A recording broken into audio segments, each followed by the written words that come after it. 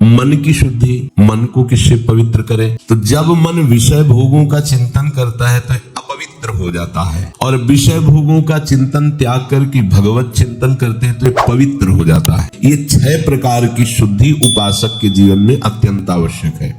मन की शुद्धि, मन से शरीर का चिंतन करना, शरीर संबंधियों का चिंतन करना, भोगों का चिंतन करना, ये मन की अशुद्धि है। आपका मन तब तक अशुद्ध माना जाएगा जब तक वो किसी शरीर का, किसी भोग का, किसी इंद्रियजन्य संयोग का चिंतन करता है। पवित्र मन में ये चिंतन हो ही नहीं सकता। अब हमको मन पवित्र करना है तो ये अपवित्रता को रोकना होगा हमें। ये जो अपवित्रता चिंतन के द्वारा हम अंदर अपने मन में डालते हैं, भोगों का चिंतन, शरीरों का चिंतन, राग द्वेष का चिंतन, ये हमारे मन को अपवित्र करती है। और मन जब तक पवित्र नहीं होगा तब तक प्रियालाल में नहीं लगेगा। मन की अपवित्रता हर समय हमको जलाती रहती है और मन की पवित्रता हर समय शीतलता प्रदान करती है। और भगवत चरणारविंद की प्रीति निर्मल मन में उदय होती है। निर्मल मन, पवित्र मन। तो हमें भगवत चिंतन करके इसको पवित्र करना है। मन को निरंतर भगवत चिंतन, विषय चिंतन न होने पावे, शरीर चिंतन, शरीर संबंधी चिंतन ये छोड़ना होगा। भगवत प्राप्ति करनी है तो अपने प्राण प्यारे युगल सरकार का नाम रूप लीला धाम, उनके प्रेमी जन, इन्हीं का चिंतन हो तो मन शुद्ध हो जाता है। दूसरा, वाणी की शुद्धि। जो उपासक वाणी से लीला गायन करता है, नाम जप करता है, नाम गायन करता है, भक्तों के चरित्रों का गायन करता है और मधुर भाषण करता है, ये सेवक जी का आदेश है। किसी से भी संभाषण करें तो रुक्ष भाव नहीं होना चाहिए, परुख वचन नहीं होने चाहिए। परुख वचन कबहू न कहे, ऐसे मन पूछत रीति भभूकत धावत। उसको पश्चाताप हो कि मैंने इससे क्यों बात कर लिया है, वो खुद दुखी है और अपने को भी दुख पहुंचे, ऐसा संभाषण कभी नहीं करना चाहिए। हंस बोले बहुमान दे, किसी से भी बात करें तो ऐसा लगना चाहिए कि हम किसी वैष्णव से बात की है, उसको लगना चाहिए कि हम भगवत पार्षद से बात, श्री जी के निज जनों से हमने बात की, उसका हृदय शीतल होना चाहिए। बार बार उसको लगा, अहो भाग्य, मुझे इनसे संभाषण करने का सौभाग्य मिला। वाणी में कर्कशता, परुखता, असत्यता, ये वाणी की अपवित्रता है। संसार की वार्ता, भोगों की वार्ता, नाना प्रकार के प्रपंच की वार्ता, ये वाणी की अपवित्रता है। भगवान नाम जप, मंत्र जप, नाम कीर्तन, वाणी जी का गायन, संतों के चरित्रों का गायन, ये या प्रभु के विषय में परस्पर चर्चा, ये वाणी की पवित्रता है। मन की पवित्रता और वाणी की पवित्रता। फिर अन्न की पवित्रता, तो अन्न शुद्धि गृहस्थों के लिए अपनी धर्म के द्वारा कमाई का ही प्रयोग करें, अपनी कमाई का। अगर वो धाम आदि, तीर्थ आदि कहीं भी जाता है तो किसी का कोई भी प्रतिग्रह न ले। प्रतिग्रह माने दान होता है, कुछ भी नहीं। जैसे परिक्रमा में नहीं, कचौड़ी पकौड़ी बट रहे, हलवा बट रहा है, और आप गृहस्थी हो, आए हो वृंदावन परिक्रमा, ले लिया, दोनों खा लिया, तो करने क्या आए हो या क्या करने आए हो? गवाने आए हो या कमाने आए हो? भाई तीर्थों में, धाम में तो जाया जाता है अपना तप, भजन, सुकृत बढ़ाने के लिए। यदि आप गृहस्थ हैं तो चाहे जैसी परिस्थिति हो, दूसरों का खाना स्वीकार ना करें, दूसरों के पदार्थों की तरफ दृष्टि मत रखें। अगर आप यहाँ दान पुण्य से आए हुए पदार्थों को, वस्त्रों को या अन्य चीजों को स्वीकार करते हैं और आप गृहस्थ हैं, आपके पास गृहस्थ की कमाई है, तो वो फिर आपकी सुकृतों को गिराएगा। अब जैसे आप किसी संत महापुरुष के आश्रित हो गए तो अब आप गृहस्थ नहीं रहे, अब आप आश्रित जन हैं। अब वो प्रसाद स्वरूप आपको मांगना नहीं है, वो प्रसाद स्वरूप आपको वस्त्र दे देते हैं या प्रसाद दे देते हैं, भोजन दे देते हैं। तो वहां फिर हमारी ये बात नहीं चलेगी कि हम गृहस्थ नहीं, वहां हम शरणागत हैं, उनके बच्चे हैं, हमारा जीवन अब उनके लिए समर्पित है। अब ये हमारे परिवार हुए, प्रियालाल, उनके निज जन, उनके। लेकिन आप बाहर से यहाँ सुकृत के लिए आए हैं, 2-4 दिन के लिए तीर्थ यात्रा भाव से, धाम आदि, तो कभी भी किसी का कुछ भी स्वीकार न करें। कोशिश कीजिए कि पानी भी अपने पैसे से ही पीजिए, फिर देखो आपको लाभ मिलता है कि नहीं। धाम में बाहरी गृहस्थ जन जैसे आवे तो उनको चाहिए कि ठाकुर के मंदिर के प्रसाद के सिवा कुछ भी बाहरी चीज न ले। अगर आप ऐसे चलो और दैन्य भाव से रहें और यहाँ कोई पापाचरण गृहस्थ धर्म वाला ना करें, क्योंकि आप कमाने के लिए आए हैं, सुकृत, आप कृपा प्राप्त करने के लिए आए। हर समय तो आप यहाँ रह नहीं रहे हैं, 2-4-10 दिन के लिए आए तो बहुत सावधान। यहाँ ऐसी धारणा ना करें कि चलो मनोरंजन के लिए हम आए और यहाँ ऐसे रहकर और ऐसे सांसारिक कार्य करें, तो आप समझो यहाँ का अपराध वज्र का लीक हो जाएगा, क्योंकि आप बाहर से आए हुए हैं। और जो यहीं रह रहे अपने प्राण समर्पित कर दिए हैं, तो वृंदावन उनके लिए जैसे माँ की गोद में बालक शौच कर दे तो माँ ही साफ करती है, ऐसे ही वृंदावने प्रभाव सुन अपनों ही गुण देत, जैसे बालक मलिन को मात वो उसके लिए कानून ये नियम नहीं लागू होगा, उसके लिए वृंदावन का पर्सनल नियम कृपा का लागू होगा।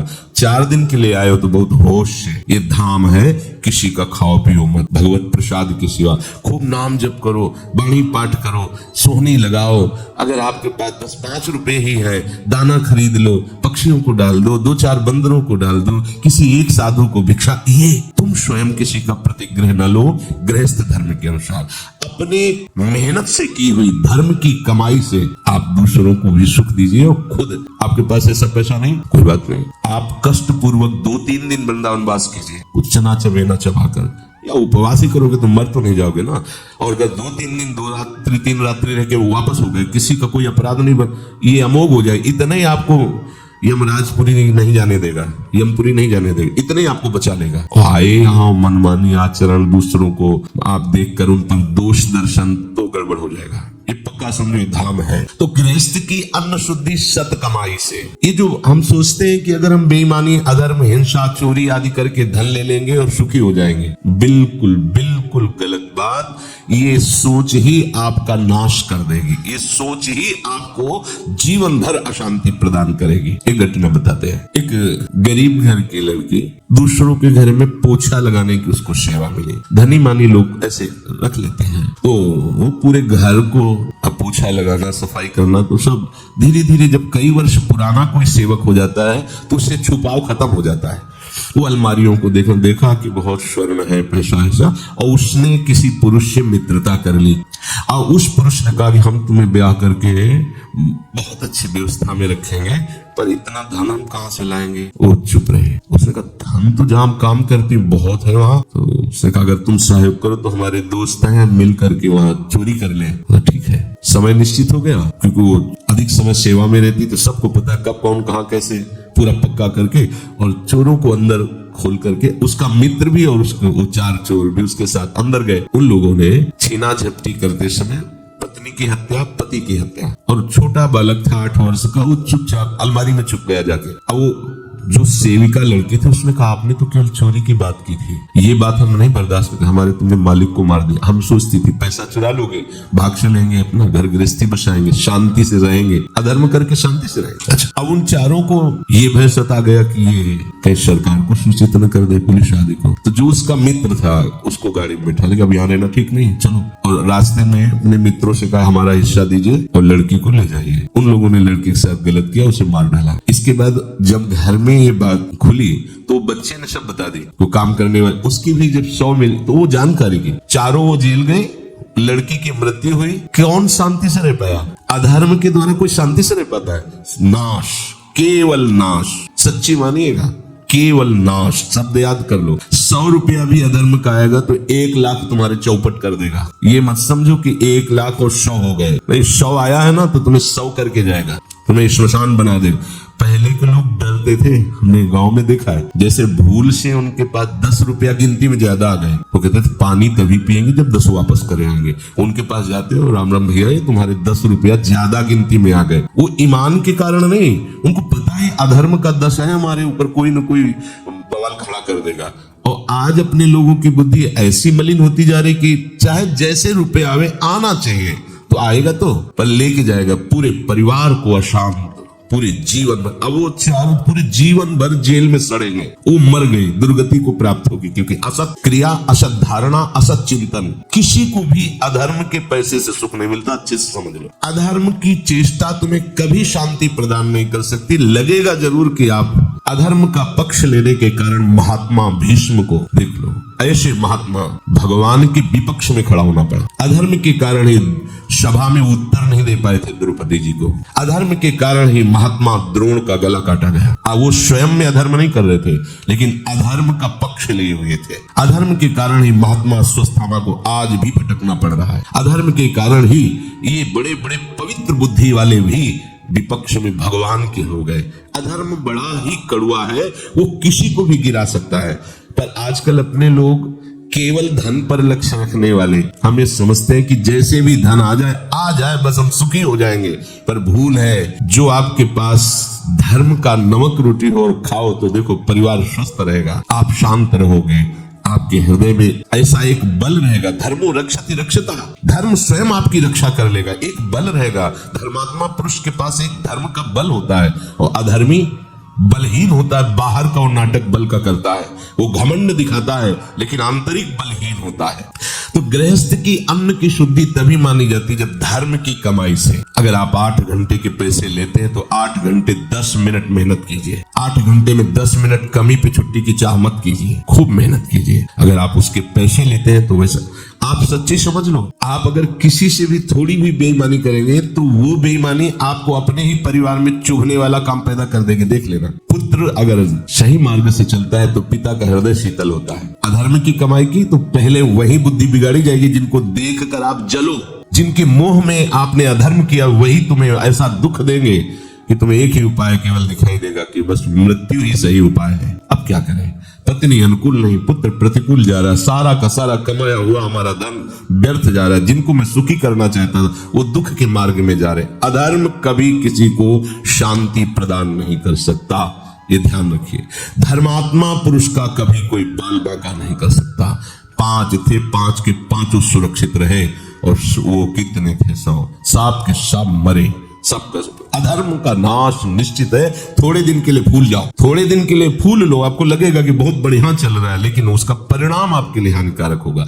भजन करने वाले गृहस्थ को पवित्र कमाई पर ध्यान देना चाहिए। पवित्र अन्न जो अपनी मेहनत की कमाई का, वो आपको भजन कराएगा। बेईमानी, बेविचार, हिंसा, चोरी, द्वेष, इससे आप कितना कमा लो, आपके पुत्रों में ही ऐसा झगड़ा पैदा हो जाएगा कि तुम भोजन पा करके भी अशांति से जलते रहोगे। एसी में बैठोगे, हृदय तुम्हारा जलता रहेगा। और अगर आप धर्म से चलोगे तो माना कि आपके घर में सही कपड़े नहीं, एसी नहीं, पंखा, आप बिना पंखा के भी सो जाओगे, क्योंकि हृदय में शांति है, चैन है। चौथा है हस्त शुद्धि, हाथ की शुद्धि। इन हाथों से किसी को कष्ट देना, इन हाथों से चोरी करना, इन हाथों से गंदे आचरणों में प्रयोग करना, ये हाथों की अपवित्रता होती है। इन हाथों से दूसरों का मंगल करने के लिए, भगवत सेवा के लिए या संत सेवा के लिए ये जो हाथ उठते हैं, ये पवित्रता होती है, हस्त पवित्रता होती है। जितना भागवतिक कर्म करोगे या भगवत भाव से किसी की भी सेवा करोगे तो आपके हाथ, सेवा से हाथ पवित्र होते हैं। किसी भी जीव की सेवा, भगवत भाव से की हुई सेवा भगवान की प्राप्ति करा देती है। किसी भी जीव की सेवा भगवत भाव से कर सकते हो, क्योंकि सब जगह भगवान विराजमान है।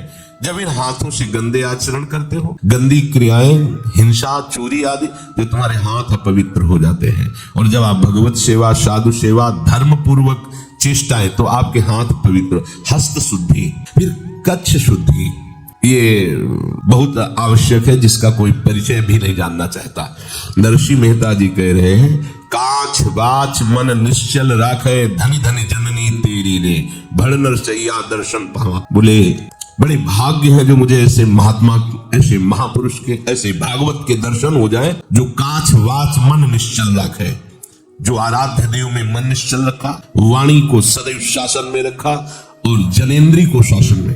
काछ, कच्छ देश को पवित्र रखना। कच्छ शुद्धि अर्थात शुद्ध ब्रह्मचर्य, वीर की पवित्रता, जनेन्द्री की पवित्रता अत्यंत आवश्यक है, चाहे गृहस्थ हो चाहे विरक्त हो। यदि आपकी जनेन्द्री पवित्र है तो आपके पितरों को पिंडदान करने का अधिकारी पुत्र पैदा होगा।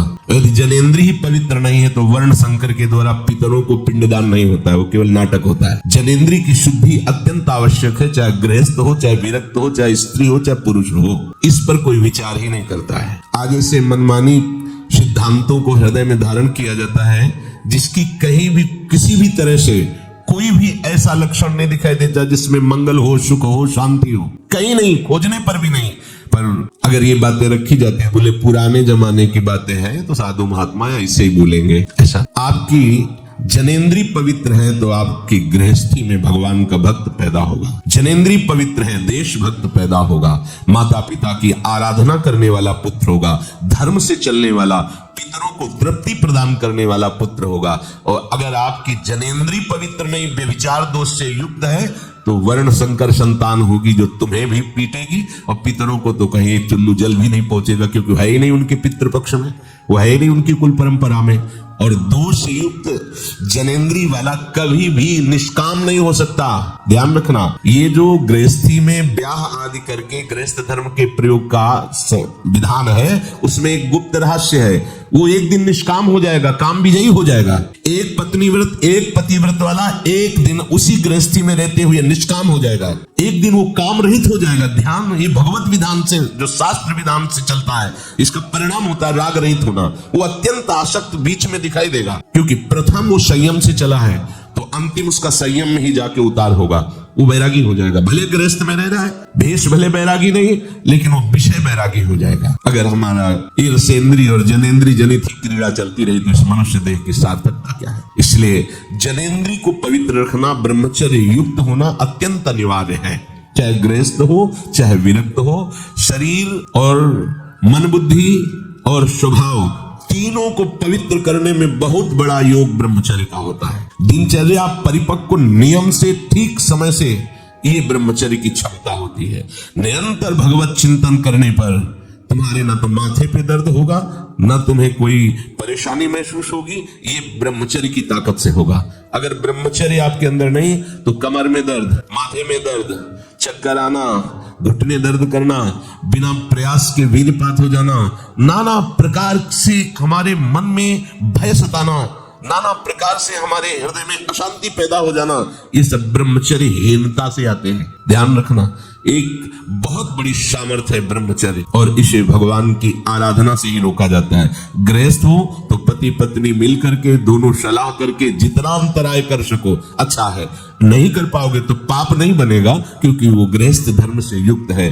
भगवत आदेश का पालन करने वाला संसार राग का त्यागी हो जाता है, चाहे वो जितना भी वर्तमान में भोगी दिखाई दे रहा हो। इसीलिए पांचवा भजन करने वाले के लिए कच्छ शुद्धि रखा गया है। वीर की रक्षा, शुद्ध ब्रह्मचर्य, व्यभिचार दोष से अपने को बचाना। जब आप पवित्रता से चलोगे ना तो ज्यादा लड़ाई नहीं करनी पड़ती, मन से अपने आप ठीक हो जाए। और जब आप अपवित्र अधर्म युक्त होकर भोगोगे भोगों को तो कभी नहीं हट पाओगे। रोज का रोज आसक्ति बढ़ती चली जाएगी। फिर एक दिन ऐसा आएगा कि आप भोगने लायक नहीं रह जाएंगे, लेकिन बैठे बैठे जलोगे।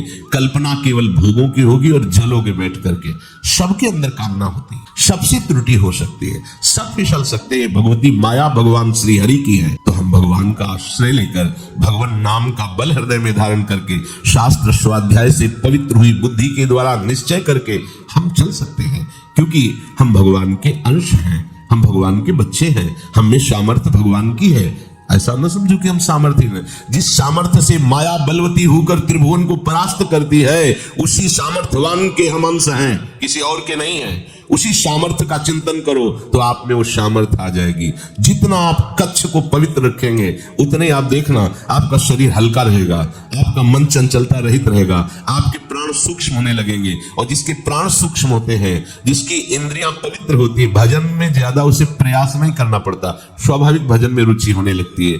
अपवित्र हृदय वाला, भ्रष्ट आचरण वाला भजन करना बहुत कठिन है। यद्यपि वो कर सकता है क्योंकि भगवान का अंश है, पर उसकी रुचि नहीं रहेगी। पापवंत कर सहज स्वभाव, भजन मूर्ति भावन काऊ। छठवां है क्रिया शुद्धि। बहुत सावधानी की आवश्यकता। कोई भी क्रिया आप अशुद्ध भावना से कर रहे हैं तो क्रिया भले देखने में पवित्र लग रही है लेकिन वो अशुद्ध हो जाएगी। अब जैसे गृहस्थ में है, संतानोत्पत्ति की क्रिया हुई और आपने उसे गर्भ रहा, आप उसे नष्ट करवा दिए, हमारा ही तो बच्चा है। अब आप भारी दंड के अपराधी, आपकी क्रिया अशुद्ध हो गई। ये संतानोत्पत्ति रूपी जो पूजा क्रिया थी सृष्टि की, भगवान की ही तो है ना, वो आप अपवित्र कर दे। भ्रूण हत्या, गर्भ हत्या, ये महान पाप है, महान पाप। सोचो, तुम्हारे आंगन में कोई छोटा सा तुम्हारा ही बालक घुटने के बल खेल रहा और आके कोई एक थप्पड़ मारे, आपको कैसा लगेगा? आपके प्राण व्याकुल हो जाएंगे, मेरे बच्चे को और तुम वही अपने उदर रूपी आंगन में खेलते हुए उस नन्हे से शिशु को, जो अभी किसी भी तरह से अपनी रक्षा नहीं कर सकता, केवल तुम्हारे आश्रित है, तुमसे पोषित है, तुम उसे मरवा देते हो, नष्ट कर देते हो, उसकी हत्या करवा देते हो। ये काम तो पहले राक्षसी वृत्ति वाली राक्षसनियां करती थी, जो बिल्कुल जिनकी बुद्धि आसुरी प्रवृत्ति में होती थी। वो अपने बच्चों को भी भूख में खा डालती थी, जैसे शापनी अपने बच्चों को खा जाती है। अब आप अपने को क्या बोलेंगे? माँ कहने की अधिकारिणी है आप। अपने गर्भ में पलते हुए भ्रूण को, शिशु को आप नष्ट कर देती हैं, तो आप माँ हैं। शास्त्र तो कहता है कुपुत्रो जायते क्वचिदपि कुमाता न भवति। पुत्र तो कुपुत्र सुना है, लेकिन माँ कभी कुमाता नहीं सुनी। वो अपने दिल को भी दे सकती है।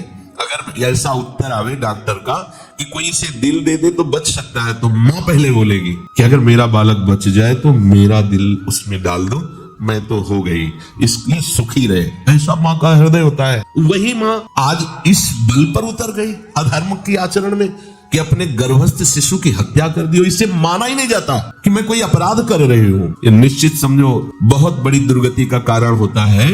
ये जो संतानोत्पत्ति की पवित्र क्रिया को अपवित्र कर दिया जाता है। सावधान। अगर हम इन बातों पर ध्यान दें, फिर सोचेंगे कि हमको दान पुण्य कर देंगे, तो जिनको दान पुण्य करोगे उनकी भी बुद्धि भ्रष्ट हो जाएगी, उसका भी अपराध आपको लगेगा। अधर्म के द्वारा कभी भी धर्म हो ही नहीं सकता। जैसे किसी को लगता है अधर्म के द्वारा हम इतना अर्थ कमाया और साधु महात्माओं को दे दिया, वो अधर्म का धन जाएगा, साधु महात्मा की बुद्धि भ्रष्ट करेगा, उसका पाप आपको लगेगा। अब वो अधर्म की कमाई का पाप और साधु महात्मा की बुद्धि भ्रष्ट करने का पाप आप झेल पाएंगे? अधर्म से कभी किसी को शांति और सुख की प्राप्ति नहीं होती। क्रिया शुद्धि, निष्कपट भाव से जो भी अपने रिश्ते नाते हैं गृहस्थी में, उनको सुख पहुंचाने की धर्म पूर्वक चेष्टा। धर्म पूर्वक, धर्म है बीच में। पति के साथ कैसा व्यवहार, पति के भाई के साथ कैसा व्यवहार, सास ससुर के साथ कैसा व्यवहार, ये ही उपासना बन जाएगी।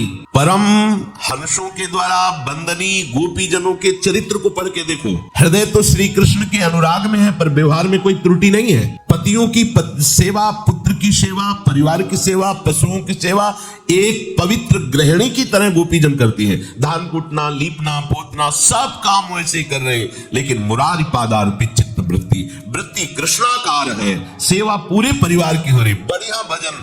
त्यागी, वैरागी, सन्यासी, परमहंसों के द्वारा भी जिनकी चरण रज की वंदना की गई, उन गोपी जनों की दिनचर्या आप देखो। कृष्ण से अपार प्रेम, परिवार का बिल्कुल व्यवहार ठीक वैसे ही जैसे गृहिणी करती है, वैसे ही। क्या कोई गृहस्थ भगवत प्राप्ति नहीं कर सकता? कर सकते हैं, पर ये बातें सुधार कीजिए। अगर आप ऐसी गलतियां करते रहेंगे, आप अपनी इंद्रियों को संयम में नहीं रखेंगे, व्यभिचार दोष से युक्त रहेंगे, रसेंद्री को संयम में नहीं रखेंगे, जो मनाया सो खा पी लिया, लोभ को संयम नहीं रखेंगे, जैसे वैसे आवे धन उसको हम संग्रह करें, उससे मोक्ष नहीं चल पाएगा, आपकी दुर्गति हो जाएगी। क्रिया शुद्धि, साधु बहुत सोच समझ करके हर क्रिया करो। अपने को तो आठों पहर से लाडली लाल के दुलार करने रूपी सेवा मिली है। यहाँ तो क्रिया योग का शब्द ही नहीं, तो सेवा है। हाँ, अपने शरीर का जो हम पोषण करते हैं वो सेवा का पात्र है, ये भावना आपको बनानी है। जैसे हम सेवा के पात्र को बहुत संभाल कर और पूज्य भाव से रखते हैं, ऐसे शरीर को रखें। इस श्री जी की सेवा का पात्र है, ये हमारे भोग का विषय नहीं है। इस श्री जी की सेवा का पात्र, आठों पहर सेवा, आपका सब शुद्ध हो जाएगा, मन भी शुद्ध हो जाएगा, चित्त भी शुद्ध हो जाएगा, स्वभाव भी शुद्ध हो जाएगा, शरीर भी शुद्ध हो जाएगा, अन्य कुछ करने की जरूरत नहीं पड़ेगी। तो जिससे आत्माराम महापुरुष जन आनंदित हुए हैं, ऐसे मार्ग का अनुसरण करे तो उसका सर्वांग शुद्धिकरण होता है। जैसे अभी वर्णन किया गया, मन शुद्धि, वाणी शुद्धि, अन्न शुद्धि, हस्त शुद्धि, कच्छ शुद्धि और क्रिया। अगर आपको यह वीडियो अच्छी लगी है तो वीडियो को लाइक करें, कमेंट करें और चैनल को सब्सक्राइब जरूर करें। और मैं आपको मिलता हूं कल एक और नए वीडियो के साथ। राधे राधे।